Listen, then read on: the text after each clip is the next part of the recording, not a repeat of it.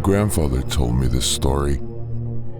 Just before his death, after retiring, he settled in a small village in the northern part of Manitoba in Canada. There was almost no road to this village as such.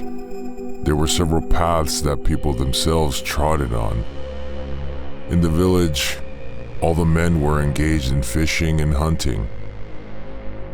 While there weren't any special shops nearby, my grandfather had a dog, a huge one, trained to hunt a large beast, and she only obeyed her grandfather, didn't recognize anyone else.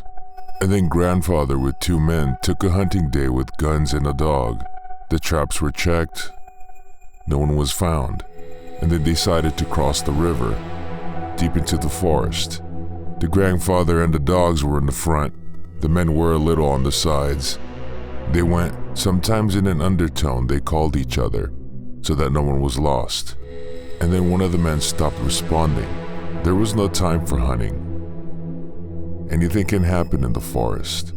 Great-grandfather called the dog and went in the direction from where the last time was the answer. They walked about 200 meters. The great-grandfather sees the dog, started to get nervous, and it was climbing, as if afraid of something. And then he saw with lateral vision something flashing from the side, and the dog barked already in the open. The hair on the scruff of the neck raised. He turned there, and there was an ordinary chipmunk, 20 times smaller in size than his dog. He grinned and said to the dog, "Well, you found someone to grind on." As soon as he said this, he felt his hands went numb. His gun dropped down and his legs gave way, fell to the ground face first, crushed by a stove. It was difficult to breathe.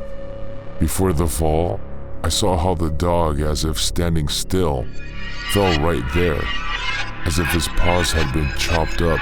He lied and heard someone softly, but at the same time, walked hard nearby, and heavy breathing with a whistle, but he still couldn't move. He couldn't even turn his head. Then he heard the dog somehow yanked abruptly.